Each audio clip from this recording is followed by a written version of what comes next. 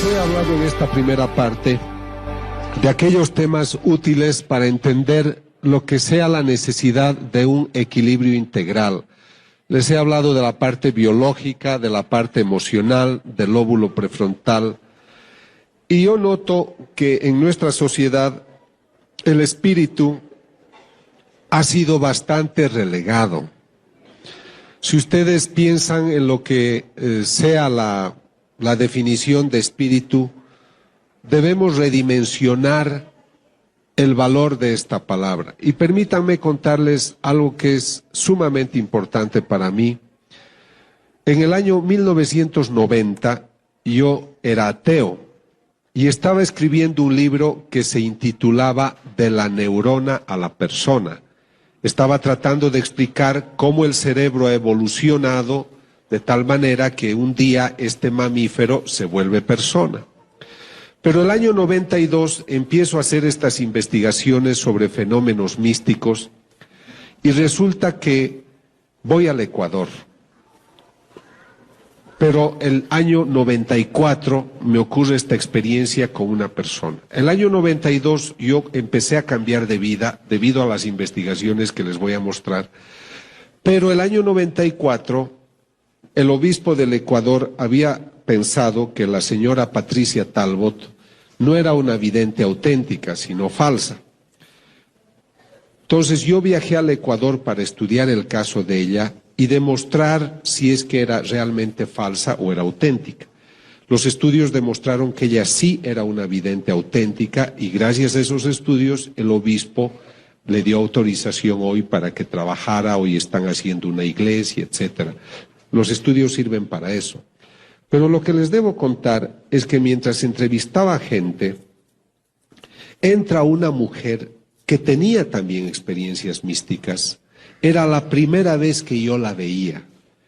Yo no sé cómo llaman ustedes a las gentes que vienen del pueblo. Era una gente humilde, sencilla, sin ninguna formación, de unos 50 años, y me dice: yo tengo 2 mensajes de Jesús para usted. El primero dice que usted a través de la ciencia debe ayudar a demostrar qué videntes son auténticos y cuáles son falsos. ¿Y cuál es el segundo mensaje?, le digo. Y me responde: dice el Señor que usted no sabe qué hacer con su libro de la neurona a la persona. Ella no podía saber esto. Yo estaba escribiendo ese libro en los años 90, el año 92 estaba en el 8º capítulo y dejé de escribir porque era un tema en clave atea. Entonces les estoy hablando de que esto es serio. Entonces ella me dice: y el Señor me ha dicho que le diga lo que usted no sabe. Me dijo: el alma es la vida. Dios nos da la vida a través de una animación del cuerpo. Lo que anima la vida en un cuerpo es el alma. Por eso el animal tiene alma animal. Por eso la planta tiene alma vegetal, porque tiene vida, pero no tienen espíritu. El perro no tiene espíritu, la planta no tiene espíritu. El espíritu es la parte divina que cada hombre tiene en sí, que Dios sopla al hombre en el momento que el hombre concibe con la mujer. El espíritu es la parte divina que tiene cada hombre y se expresa en la vida del hombre, se expresa a través de la conducta. Una persona como Teresa de Calcuta, una persona como el Papa Juan Pablo II, como muchos de ustedes, como todos ustedes, gente que está interesada en mejorar su parte espiritual, en mejorar su vida, en ayudar al prójimo, es gente que tiene una parte espiritual hermosa. Me falta tequila. Entonces lo que sucede es de que cuando nosotros nos alejamos de esa relación espiritual con lo espiritual, se achica la dimensión espiritual y nos materializamos. Por eso mi amigo millonario que tiene todo es infeliz, porque su dinero no le basta y va comprando placeres, pero no es feliz. El hombre que ignora su dimensión espiritual ignora los valores que vienen de esa dimensión. Entonces, este es el problema que nosotros tenemos. Por eso es que yo creo que nuestra sociedad debe volver a redescubrir su vida espiritual. Ahora, ¿qué ha pasado con el ambiente científico? Yo he estado muy cerca de la doctora Rita Levi Montalcini, premio Nobel de Medicina, porque ella descubrió cómo nacen las neuronas. Yo he trabajado cómo estimular bioeléctricamente las neuronas. Y ella me dice, pensar que el hombre tiene un espíritu es una ingenuidad. 50% de los premios Nobel, de los científicos que venden sus libros con mucho éxito, no creen en el espíritu. Ellos insisten en que venimos del mono. Ellos insisten en esas teorías de que somos fruto del caos, de los choques interplanetarios, de las primeras partículas que cayeron, que venimos del mono. Y ahora miren cuán inteligente es el hombre de hoy, que le es más fácil creer que venimos del mono que de Dios. Es que es grave. Y hay teorías que dicen que venimos de las abejas. Yo no sé cómo harán esa concepción de un mamífero semejante que salgan las abejas. Entonces, tenemos problemas serios de puntos de vista. Pero a veces estas gentes tienen tanta fuerza que ellos son los que ganan. Y nos desconciertan. Y muchos de sus hijos les dicen, mamá, yo no creo porque no puede haber espíritu, porque en los laboratorios no se puede ver y ni tocar ni medir. La gente se ha hecho empirista, quiere ver, tocar y medir para creer. Entonces tú te quedas desesperado, desesperada, porque dices, hijo, ¿cómo te he de demostrar que Dios existe si no lo puedo poner en un laboratorio? Pero Dios es muy Señor, el Señor es muy Señor. Y está preocupado de darte razones, motivos para que creas. Y creo que se sirve de muchas cosas. Y la primera experiencia que yo quiero presentarles es la siguiente. Yo les he dicho que empiezo el año 92 estudiando una imagen de un Cristo, que no es la que ven, es otra, pero ese fue el inicio de otras investigaciones. El año 95 me llaman a una ciudad de Bolivia que se llama Cochabamba, porque esta imagen del Cristo exudaba lágrimas cristalinas y lágrimas de sangre. Cuando yo hago estas investigaciones, me voy delante de la imagen y me quedo horas y horas y horas. Aíslo la habitación, voy con un notario, voy con testigos, filmamos, grabamos y ponemos una máquina a control remoto, de tal manera que durante la noche pueda yo registrar si hay efusiones de lágrimas. Entonces, cuando yo fui a estudiar esta imagen, me di cuenta que en la frente tenía unas costras, o sea, había un proceso que se presenta también en las personas cuando tenemos algunas heridas. Entonces yo le tomé una muestra de costra, eran unas 200 costras en la frente, tomé una al azar y la mandé a analizar a un laboratorio patológico de Australia, en New Wales. Y me dicen, doctor, 2/3 de esa costra son sangre humana, pero 1/3 no. Es algo duro y tiene que llevarlo a usted a otro laboratorista. Llevamos a un laboratorista, a un forense botánico y nos dice, es la punta de una espina. Y reconocemos sus características por las celdas, por la distribución molecular que tiene. Es una espina propia de un país árido como Israel, como el Asia Menor. Y en Bolivia eso no existe. ¿Cómo es posible que en una estatua de yeso salga sangre, se formen coágulos, se formen costras y dentro de una de ellas haya una espina?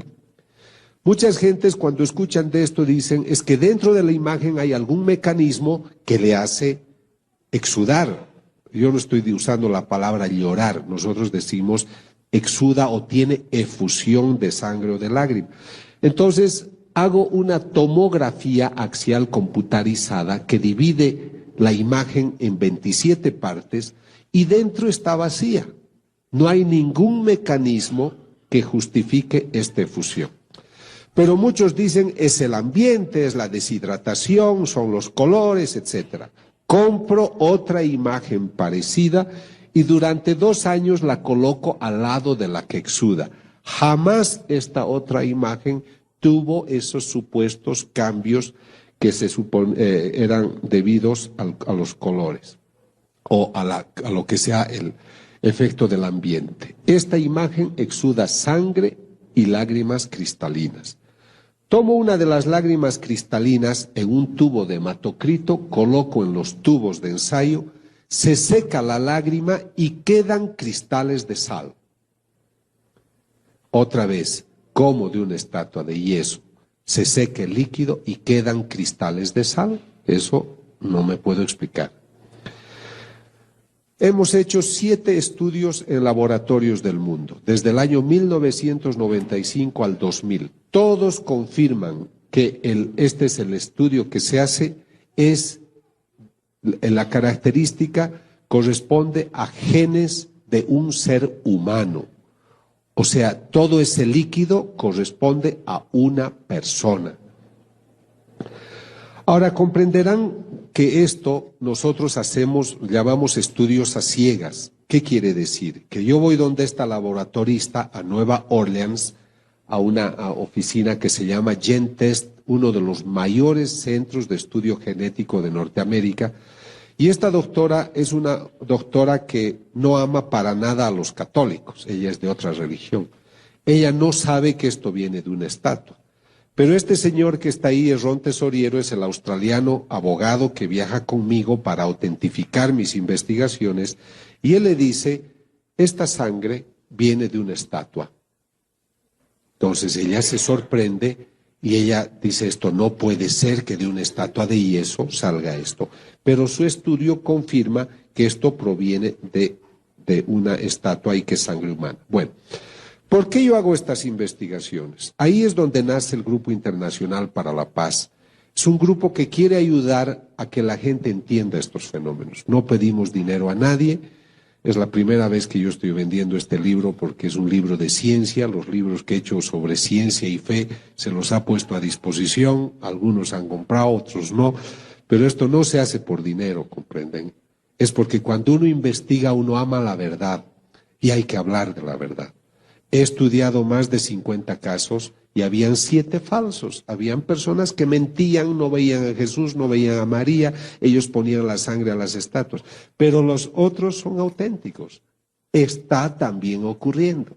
Entonces acá el obispo dice, arzobispo de Cochabamba autoriza su veneración. Entonces lo que a mí me interesa es que cuando la iglesia quiere dar una opinión, tenga un informe científico, no les cobramos nada, cuesta mucho dinero hacer esta investigación, yo me financio mis cosas, mis amigos cada uno paga lo suyo, porque creemos que tampoco el sacerdote debe ser tan superficial en decir yo no creo en estas cosas, como a veces he encontrado gente muy superficial.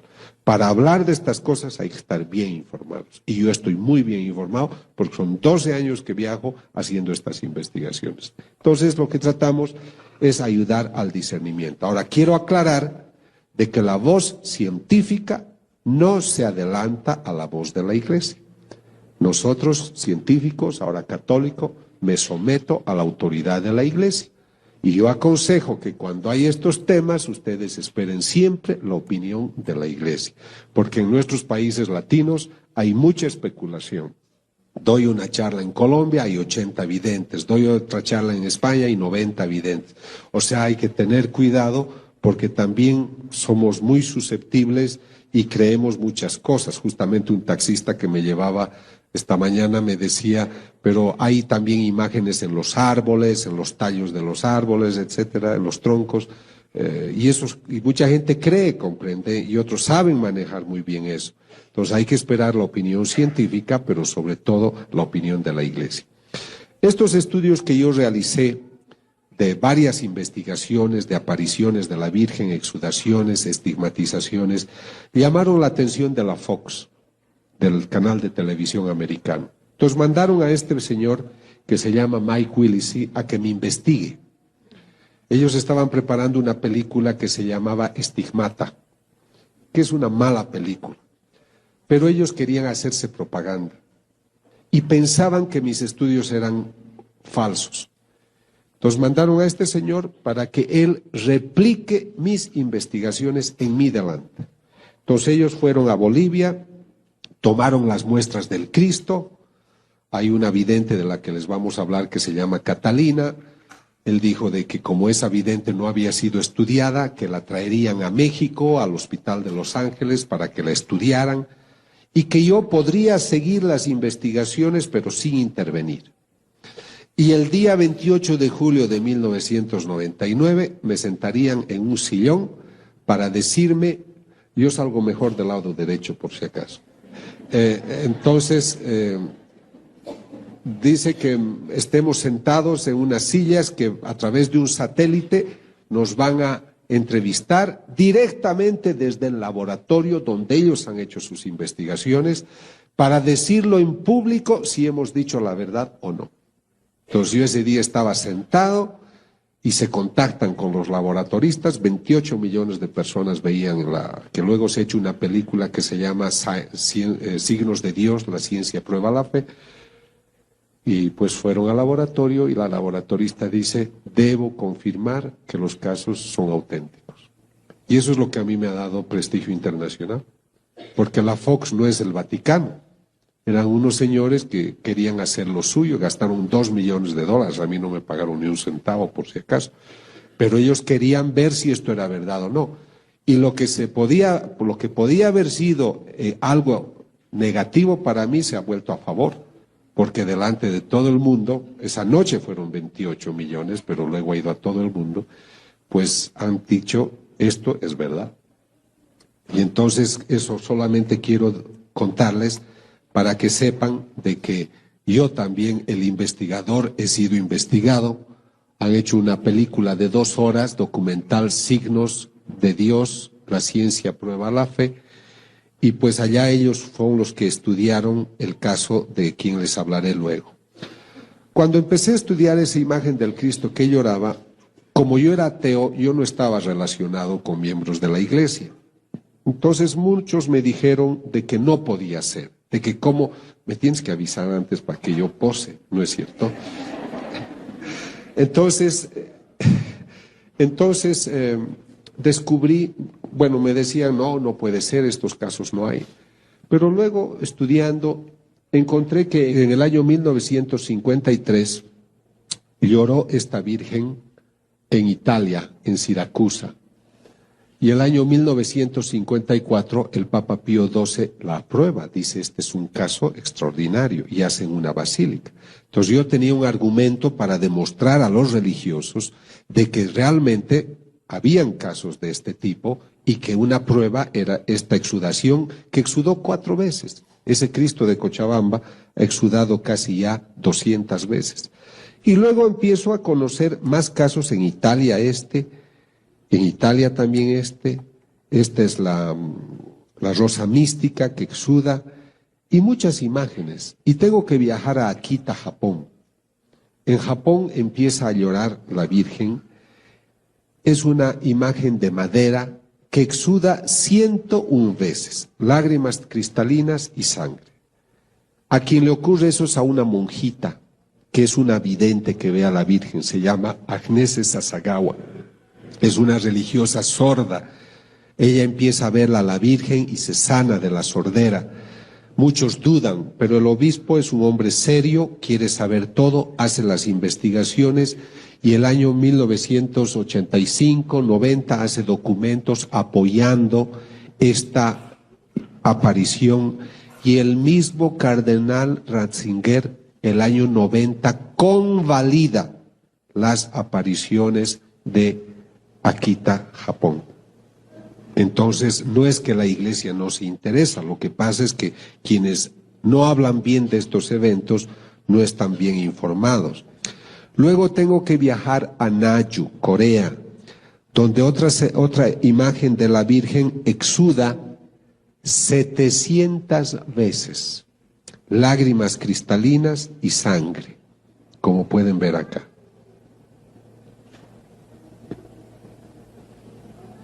¿Ves? Este es del lado derecho.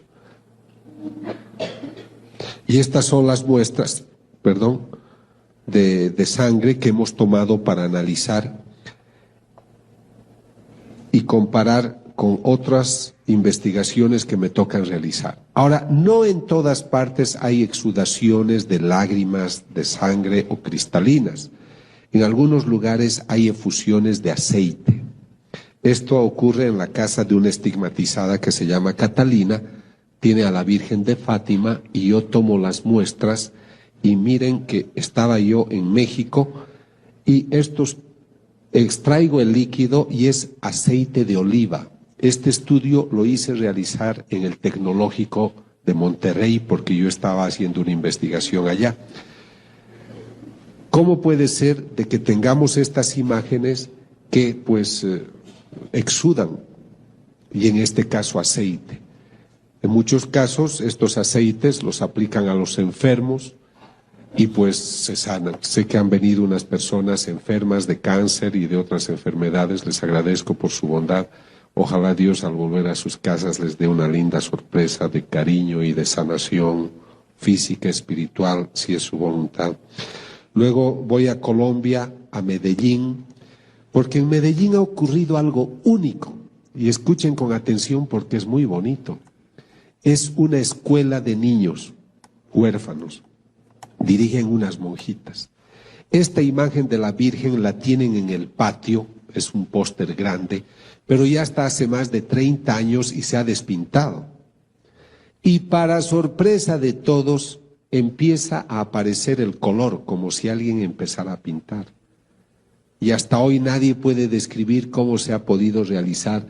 Y ocurre de que tiene cada vez unas exudaciones de líquido transparente con mucha frecuencia. La llaman la imagen de la Virgen renovada, es la de María Auxiliadora. Ahora voy a entrar a un tema que es muy interesante y que seguramente lo voy a tratar con más profundidad. Me llama el cardenal de Buenos Aires. Les recalco esto porque la Iglesia, después de tantos años de trabajo, valora estas investigaciones. Entonces me llaman porque en Buenos Aires resulta que hoy hay la moda de que cierta gente comulga con la mano. Entonces alguien hizo caer la hostia y como la hostia estaba sucia ya no la quiso levantar, consagrada. Entonces alguien le avisa al sacerdote, el sacerdote la toma y la pone en esta fuente y la deposita en agua para que se disuelva, que es una norma que ellos tienen, y luego la echan en una plantita. A los 5 o 6 días que estaba en el tabernáculo, abre el tabernáculo y ve que en vez de haberse desintegrado, hay unas manchas rojizas. En sus distintas formas, ve que el líquido aumenta en los días sucesivos, y es ahí donde me invitan a mí a tomar una muestra y saber de qué se trata. Yo viajo varias veces y tengo 2 muestras. Una es una masa gelatinosa, porque les he contado de una hostia, pero lo mismo ocurrió con otra hostia. Son 2 hostias que debo estudiar. Una es esta y otra es una que exudó el año 96, que tuvo esta efusión y que se ha vuelto costra seca. Ahora, yo viajo a Norteamérica, a unos laboratorios de California, llevando esta muestra. Yo no les digo esto viene de una hostia. El estudio a ciegas consiste, señores laboratoristas, tengo esta muestra, analícenla. ¿Cuál es el resultado? Doctor, la muestra que usted ha traído es músculo del corazón, músculo del miocardio, del ventrículo izquierdo. Es el primer resultado. Pero hay muchas cosas que descubrir. Este estudio ya lo estamos realizando desde el año 99. Pero hace un par de meses descubrimos que había un gran experto en cardiología, en patología y en bioquímica. Es el único profesor que ha escrito un libro, Cómo pronosticar de qué ha muerto una persona cuando el corazón ha sido lesionado. Entonces, este profesor es un profesor muy famoso, el profesor Tsugibe. Entonces, se le entregan a él las muestras y él dice, esta persona que tenía este corazón tiene que haber muerto muy maltratada, porque en su corazón hay lesiones que muestran que ha sido muy golpeado. A este hombre lo han torturado. Él no sabe que esto es una hostia. Y luego, ¿qué es lo que sucede? Él dice, pero algo ustedes me tienen que explicar. ¿Cómo es posible que cuando yo estaba estudiando esta muestra, la muestra palpitaba, latía? Así que explíquenme cómo le sacan ustedes el corazón a un muerto y me lo traen vivo hasta mi laboratorio en Nueva York. Profesor Tsugibe, no es lo que usted piensa. Esta es una hostia consagrada que ha empezado a sangrar. Imagínense, él tiene más pelos que yo, casi se los todos. Porque imagínate a un hombre que le digas de esta masa de trigo que se ha vuelto sangre, se ha coagulado, hay una muestra de músculo del corazón. Pero ahí no termina la cosa, porque como él dijo, díganme cómo es posible que esté viva. Les estoy hablando de que esto estoy estudiando desde el 99. Son 5 años, amigos, que la muestra está en mi poder. Entonces yo viajo al laboratorio de Buenos Aires hace pocas semanas y busco los documentos de los primeros estudios que se hicieron en Buenos Aires. Y escribe la laboratorista que ha hecho el primer análisis. Dice, se observan unos líquidos, glóbulos rojos, se observan glóbulos blancos, hemoglobina. Lo que me llama la atención es que las células estén palpitando y que estén latiendo. Pero ya habían pasado varios días. A los 15 minutos los glóbulos rojos, los glóbulos blancos ya se descomponen. Entonces, ahí es que me interesó mucho el tema del corazón y me entero de que en el siglo VIII, en Lanciano, una población al sur de Italia, un sacerdote celebraba la misa y dudaba si Cristo estaba presente en la Eucaristía o no. Él dudó y el momento de su duda, la hostia se vuelve sangre, se vuelve sangre y se coagula. Y se vuelve esta pieza de carne que si ustedes van hoy o viajan después a Lanciano, la pueden ver, veo que algunos ya lo han hecho, pero el vino se vuelve unos grumos que son 5 grumos de sangre, es como un algodoncito de sangre, pero son de distinto tamaño los 5 y cada uno pesa igual. Y ellos, los italianos, la conferencia episcopal, invita en los años 70, esto ha ocurrido en el siglo VIII, repito, pero se conserva. Y entonces invitan a este profesor, que es el profesor Linoli, experto en bioquímica, patólogo, a que haga estudio. Y este doctor nos dice, es músculo del corazón igual que la muestra que ustedes tienen. O sea que la muestra que yo tengo de la hostia de Buenos Aires, que es de los años 90, 2000, es la misma que esta, es de la misma persona. ¿Qué opinan? Lo demás ya no les cuento porque si no ya no se compran mi libro. Entonces resulta, mentira, no he traído el libro que habla de eso. Entonces miren, acá estamos hablando creo, de una prueba de algo extraordinario. ¿Puedo yo comprobar que Cristo está presente en la Eucaristía? El Señor dice en una mística, yo hago milagros para los ciegos y los sordos. Pero no quisiera hacer milagros, quisiera que creyeran por fe. Yo no soy nadie para poder decirles, esta es la prueba. Pero yo quiero ponerles sobre la mesa los resultados de las investigaciones para que ustedes lo mediten y ustedes lleguen a sus propias conclusiones. Yo no puedo explicarme respecto de las imágenes que una imagen de yeso exude. ¿Por qué esta pared de yeso no exuda? ¿Por qué solo las imágenes sagradas?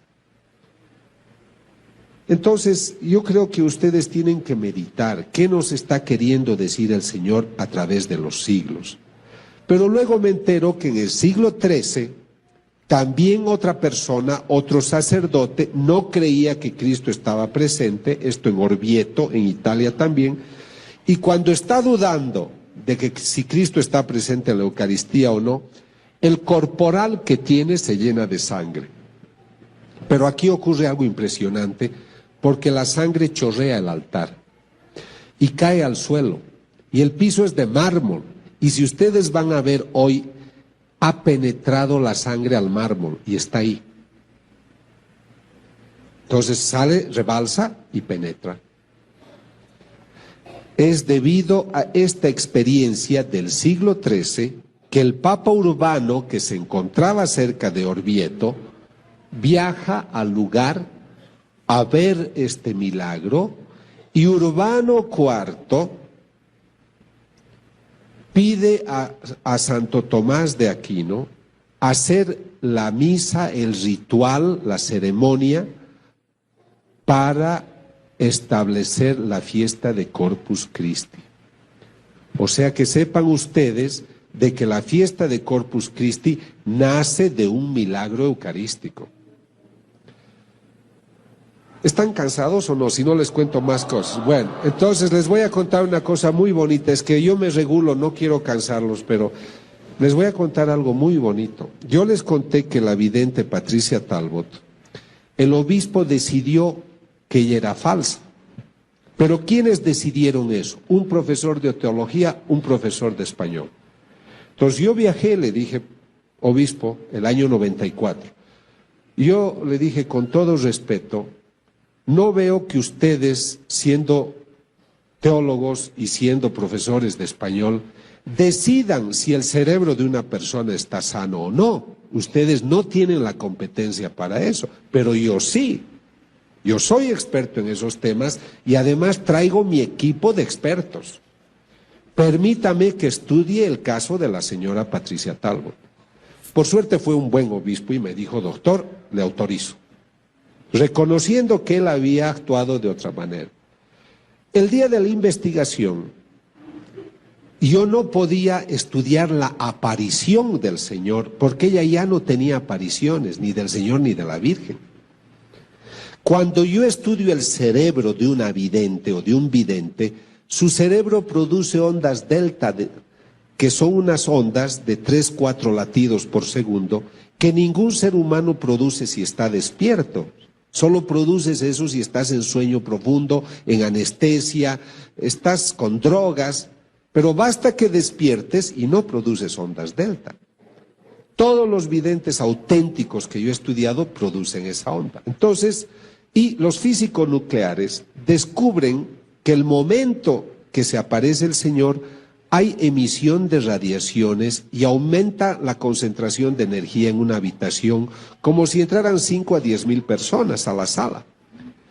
Entonces, como esta persona ya no tenía apariciones, yo no sabía cómo demostrar la parte, digamos, de que ocurría algo extraordinario con ella. Entonces yo le dije a su sacerdote, le dije, Padre Martínez, le pido un favor, prepárela a Patricia para darle la comunión, porque si Cristo está presente en la Eucaristía, yo tengo que obtener en mis equipos los mismos resultados que cuando Cristo se aparece. Esa era mi atrevida hipótesis. Llega el momento de la investigación. El cerebro de esta mujer es normal, no es una loca, no es una chiflada. Hice entrevistas psicológicas, hicimos el estudio neurológico, no era epiléptica, no tenía tumores, etc. Y le digo ahora, dele la comunión. Le da la comunión y la máquina que mide la emisión de radiaciones muestra que al lado izquierdo de ella ha aumentado la concentración de energía. Y el rato que ella comulga, el momento que toca la lengua, el cerebro empieza a producir ondas delta, igual que cuando hay una aparición del Señor. Y ella se inclina a la izquierda mientras ha comulgado. Termina la comunión y le digo, Patricia, ¿por qué se ha inclinado a la izquierda? Porque el Señor se apareció, doctor, el Señor estaba acá todo el tiempo. Si ustedes van a un tabernáculo, no van a medir radiaciones.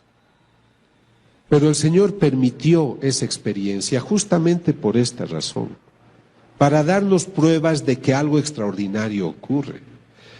Yo les diré, me he dedicado a hacer estas investigaciones, pero también tengo un poco de vergüenza ante Dios, porque cuando investigamos el primer caso de la vidente Nancy Fowler en Norteamérica,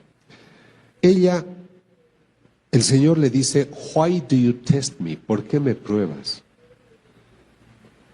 El Señor se apena de que sigamos probando para tener pruebas.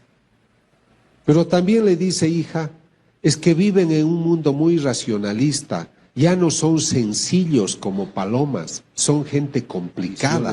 Les he dado imagínense, la Virgen tiene, yo era ateo cuando empecé esto, y me dicen, se aparece la Virgen, doctor, en Yugoslavia. Y yo digo, ¿cómo se va a aparecer la Virgen? Tendría que tener 2000 años de edad. ¿Cómo puede vivir alguien 2000 años? Porque yo venía del ateísmo, no entendía. Entonces viajo a hacer mi primera investigación a Estados Unidos. ¿Y qué es lo que encuentro? Ya no me basta que una persona me diga, doctor, yo veo a la Virgen. Durante las apariciones, las nubes forman estas imágenes. Pero no ocurre durante el Mundial de Fútbol ni durante las Olimpiadas. ¿Por qué ocurre en esos lugares? Entonces, tengo una serie de datos que me interesan mostrarles. Tú dices que la ves a la Virgen, sí. Ella es Visca, no es que es Visca, sino se llama Vishka. No, en croato me parece. No, ella dice que ve a la Virgen. Le toman una fotografía y ¿qué ven detrás? Hay un rostro. El momento que se tomó la fotografía no estaba. Entonces, cuando yo estudio un caso, no me basta que me diga yo veo. Yo tengo ayudas de distinto tipo. Luego les hablaré la parte científica. Esta Vishka dice, la Virgen me ha dicho que como mañana es Pentecostés, caerán 12 lenguas de fuego como hace 2000 años. Al otro día, 5000 personas se reúnen y pueden ver cómo las 12 lenguas de fuego caen. O sea, aquí es interesante para la investigación de que haya un pronóstico. Mañana va a ocurrir. De hecho, cuando yo dudo de algún vidente, lo que hago es pedirle una prueba. Le digo a usted, dígame qué va a suceder, escoja usted las cosas, que el Señor o la Virgen se lo diga y en base a eso yo me he de comportar, ¿no? Porque tiene que darme una prueba. Yo soy un investigador, no la va a dar a todo el mundo, pero si usted quiere que yo hable al mundo de esto, usted tiene que darme una prueba de que algo especial sucede con usted. Muchos ya no vuelven por eso. Ahora, acá es un crucifijo.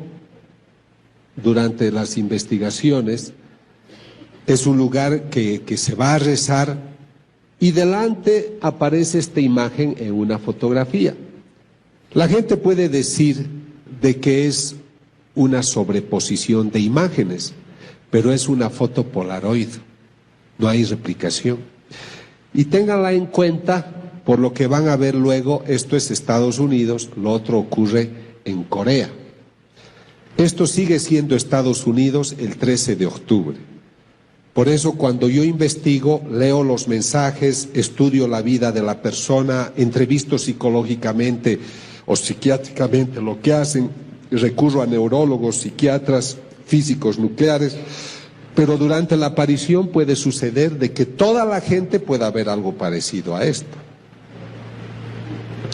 Esto ocurre en el Ecuador ante 150.000 personas. El cielo estaba oscuro y el momento de la aparición se despeja y aparece ese perfil.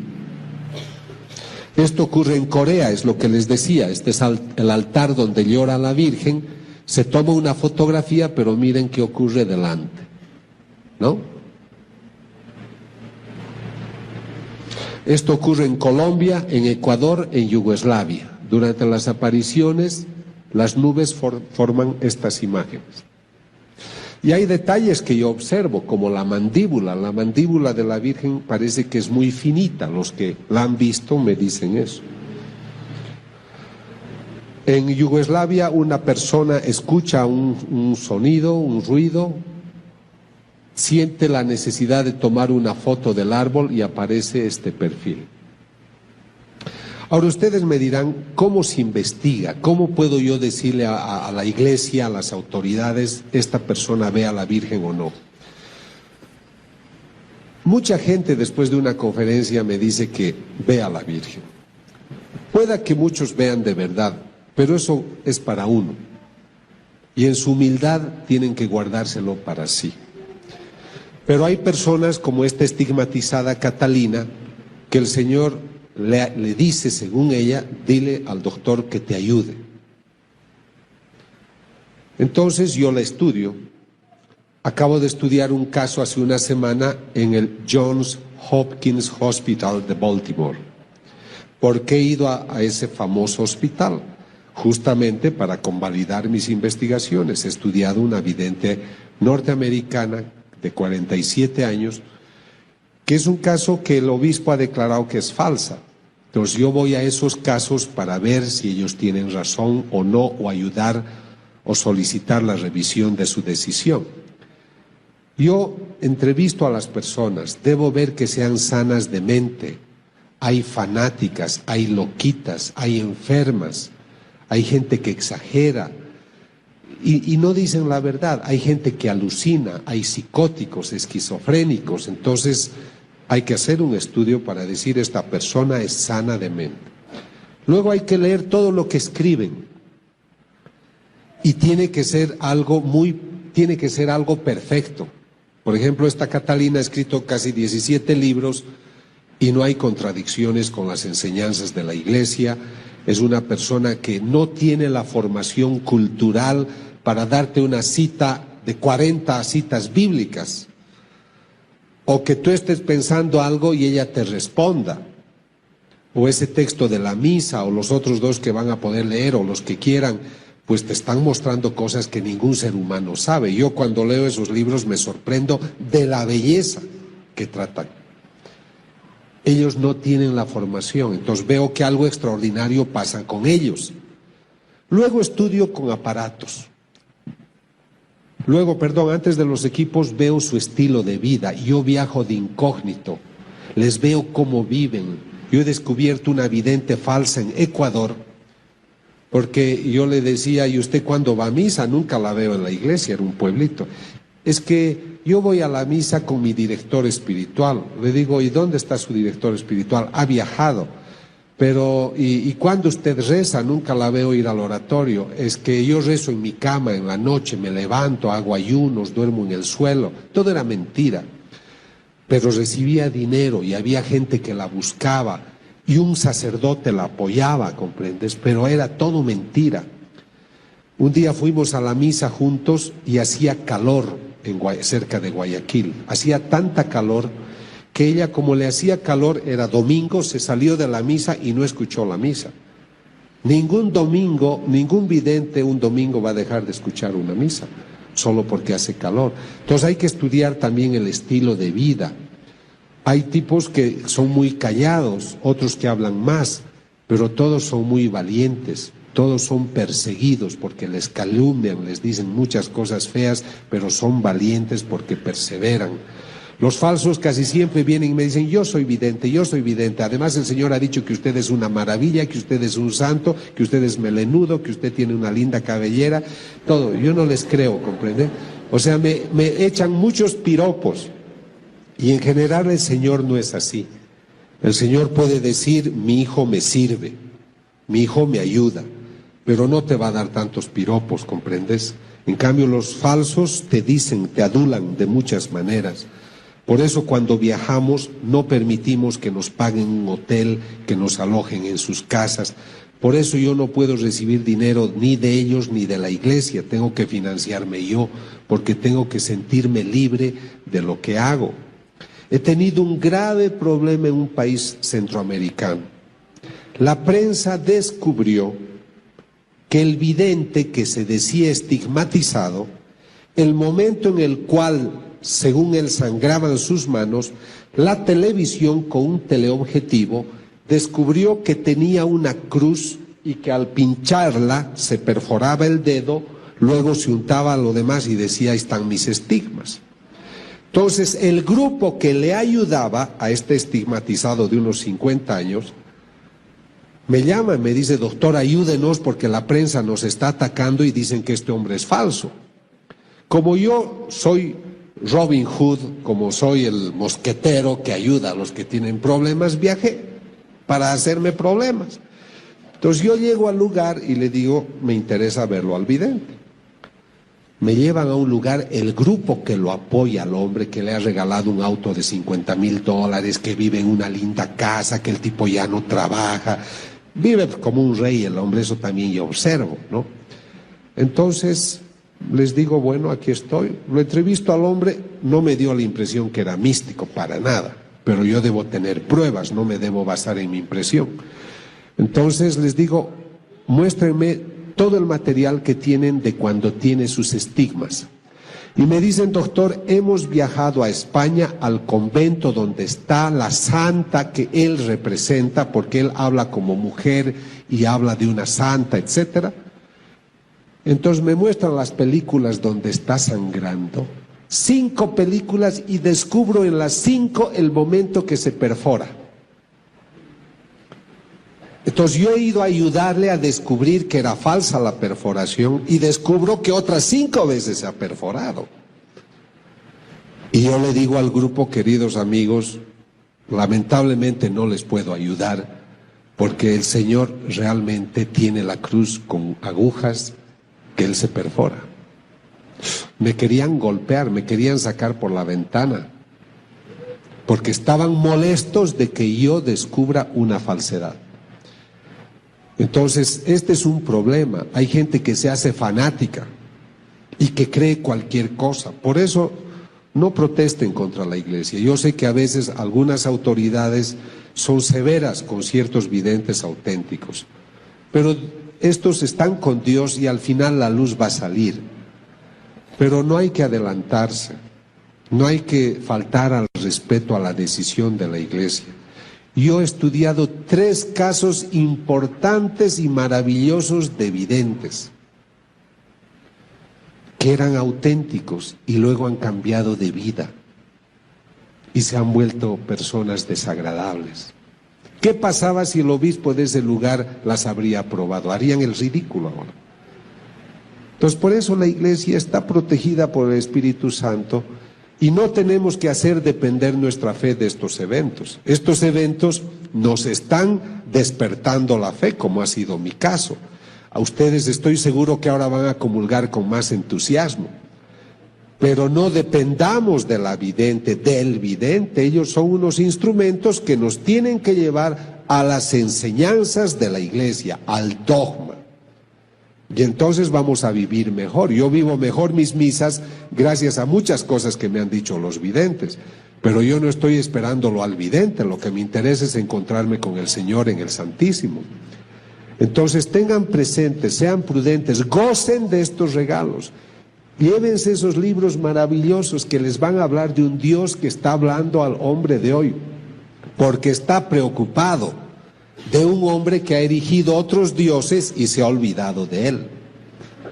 Realmente, para mí, el concepto fundamental de todas estas apariciones es que el Señor se aparece para decirnos que existe y que nosotros nos hemos olvidado de él. Ahora, con esto yo ya termino. Lo que estoy tratando es de investigar todo lo que sea la sangre de la sábana santa, que ustedes saben, se ha dicho que es de la Edad Media. Es otro estudio que ha especulado muchísimo y mal, pero yo quiero comparar muestras de esta sangre con las del Cristo, con las de las hostias, y ya estamos obteniendo varias muestras. Ni bien el Vaticano nos dé permiso para investigar la sábana santa, lo vamos a hacer. Ahora, ¿con qué debo concluir? Yo quisiera decirles de que estamos viviendo una época especial. Ustedes se preguntarán, ¿por qué yo viajo por el mundo hablando de estos temas? Yo he escrito mucho y he dictado muchas conferencias, porque siempre me ha interesado que el hombre sepa lo que era el estrés, la depresión, las neurosis. He hecho mucha investigación.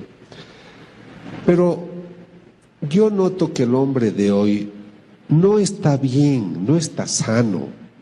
¿Cómo puede estar sano el hombre que mata a su mujer, como ocurre en España? Cada semana un hombre, marido o compañero, mata a su mujer. ¿Cómo puede ser sana una nación? En Alemania hay aviones que viajan hasta Filipinas, hasta Bangkok, a hacer sexo con niños, prostitución infantil. Hay 1.200.000 niños prostitutos menores de 12 años. Y eso con la aquiescencia de gobiernos. Es una tradición en Tailandia que ciertos padres de familia tengan 6, 8, 10 hijos para que sean prostitutos desde niños. Entonces, ¿cómo puede ser este hombre inteligente hacer tantas guerras? Desde 1944, 45, 46, que son las épocas de paz después de la Segunda Guerra Mundial, solo han habido en el mundo 6 días de paz, porque en cualquier lugar siempre había una guerra, y hoy hay 10 guerras en distintos lugares del mundo. Hablamos de las más grandes, de las más importantes. El siglo pasado han muerto 100 millones de personas en conflictos bélicos. En los últimos años, del 90 al 2000, han muerto 7 millones de niños por conflictos bélicos. Ahí es que yo pienso que el hombre viene del mono y no de Dios, ¿comprenden? Porque no puede ser que un hombre inteligente sea capaz de estas cosas. Entonces a mí me parece que todo lo que yo les he hablado, lo que trata es de hablarles bien del hombre, de nuestras maravillosas condiciones, pero quisiera invitarlos a redescubrir su dimensión espiritual. Realmente tenemos una dimensión espiritual. Estuve en Panamá hace pocos días y me invitaron a dictar una conferencia junto a una doctora colombiana, una odontóloga. Y esta señora cuenta, ella debe tener unos 40 y tantos años, con las mujeres no se sabe, ¿no? Pero yo calculo gentilmente. Esta señora le ha caído un rayo en Bogotá. La ha destruido, estaba llena de heridas. Le ha quemado todas las partes internas, los ovarios, le ha quemado todo. Y esta mujer, durante el momento que le cayó el rayo, muchas cosas, ha visto el purgatorio, ha visto lo que ocurre durante la comunión, durante la misa, durante la Eucaristía. Y esa mujer se ha sanado, su cuerpo está regenerado. Y pese a que no tenía ninguna capacidad para ser madre, se ha puesto encinta y ha tenido otro hijo. Y ella viaja ahora contando su experiencia. Pero ella me cuenta algo que me ha llamado la atención. Los médicos declaran que ella estaba en coma después que le cayó el rayo. Piensen, por favor, si te pasa la corriente en tu casa. ¿Cómo es que te caiga un rayo y te queme todo? Los zapatos están quemados, el cuerpo está quemado, se ve los huesos, porque está todo quemado, chamuscado y es olor a carne. Y esa mujer obviamente no puede estar despierta, está en coma. Pero ¿qué cuenta ella?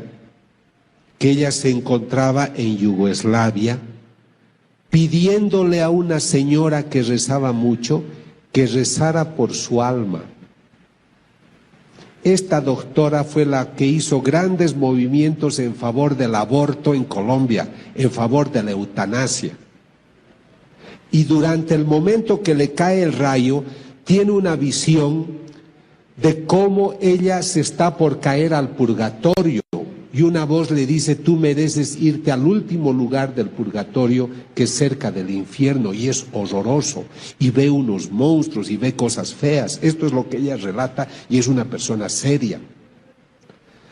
Y entonces ella está desesperada, dice, no puede ser que mi alma se esté perdiendo. Yo no creía en estas cosas, yo no creía en Dios.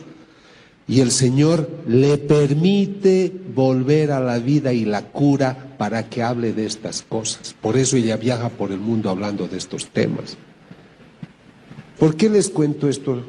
Porque si ella estaba en coma en Bogotá, ¿cómo es que estaba en Yugoslavia pidiéndole oración y pidiendo oración a otras personas y ella se veía lo que los médicos estaban haciendo con ella? Para mí este es un caso interesante porque demuestra que tenemos un espíritu, que es el que se estaba moviendo para pedir oraciones. Por eso hacen bien ustedes cuando hacen oraciones de reparación. Me da pena que hayan personas enfermas, pero benditas las personas enfermas, porque a través de ellos el Señor salva a mucha gente. Entonces esta mujer ha tenido una experiencia extraordinaria y les voy a contar otra que a mí me consta más. Yo estoy trabajando para que la gente redescubra el espíritu. Entonces un día en Londres, un automóvil atropella a un señor. Escuchen esto porque es muy interesante. Este señor tiene unos 60 años, lo atropella el auto, está de muerte, lo meten de emergencia y el tipo muere. Entonces lo bajan a una sección donde está el tanatorio. Y de repente el hombre empieza a gritar y dice, sáquenme de aquí, socorro, ayuda, etcétera, y el tipo está vivo. Entonces, cuando todos se sorprenden, dicen, pero ¿cómo usted está vivo si estaba muerto? Le hemos hecho todos los controles. No sé, dicen, lo que pasa es de que yo quiero que traigan al cirujano que me ha salvado la vida, a ese pelirrojo. Al pelirrojo, sí, le dice, es el cirujano que te ha curado. Bueno, que venga. Y quiero agradecerle a esa enfermera gordita que corría por todas partes buscando todo para poder ayudarme. Yo quiero agradecerles a los dos. Y los médicos se miran la cara sorprendidos porque dicen, ¿cómo es posible que este hombre haya podido ver y me hable del pelirrojo y de la gorda porque él era ciego de nacimiento? ¿Se dan cuenta? Entonces este hombre estaba viendo con su otra naturaleza, que es la dimensión espiritual. Yo voy a hablar el próximo sábado, y no lleven sus celulares por si acaso, en la Universidad Interamericana, Intercontinental. Quisiera que inviten a otra gente, porque yo creo que esta es una oportunidad para reflexionar sobre estos temas. Yo les quiero decir, a mí nadie me paga por hacer estas cosas. Pasamos muchos apuros para hacer estos viajes, pero los hacemos con dignidad, porque es un homenaje a la gente, es un homenaje a la verdad natural y a la verdad sobrenatural, para que las personas comprendan de que algo extraordinario está ocurriendo en el mundo y ustedes son privilegiados en tener acceso a esta información. Porque mucha gente no tiene acceso a esta información. Y si Dios está permitiendo que ocurran estos casos extraordinarios, ustedes en México tienen la maravilla de la Virgen de Guadalupe, Así se ha ido repitiendo porque Dios está pendiente del hombre. Somos nosotros los que le damos la espalda. Somos nosotros los que no queremos estar cerca de Él.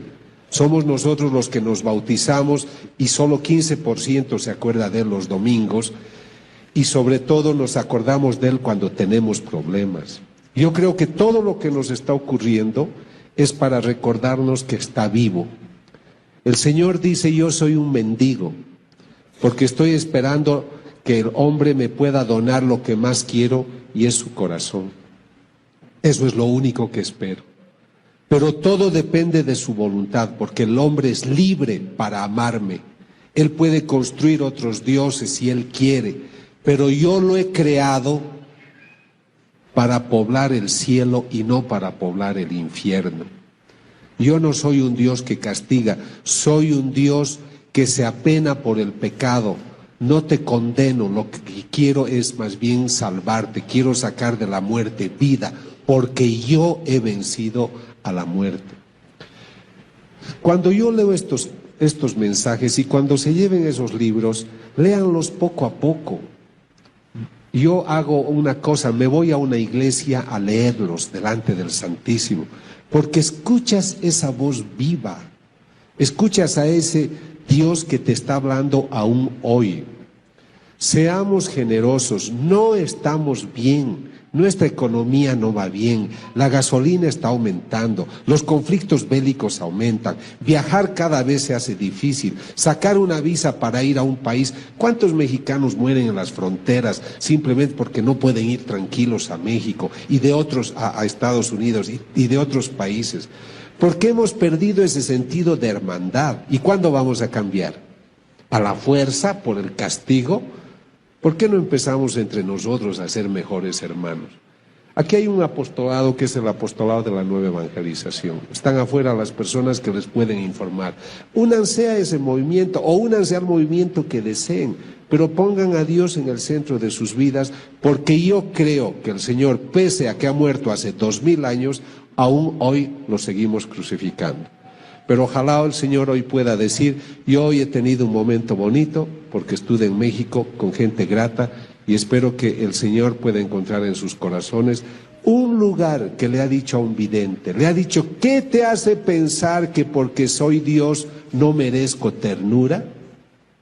Y al vidente de Panamá, que es un joven maravilloso que se va a ordenar sacerdote el próximo 6 de enero, el Señor le ha dicho: hijo, por favor, no enfríes tu corazón, porque ese es el único lugar cálido que hoy tengo para descansar.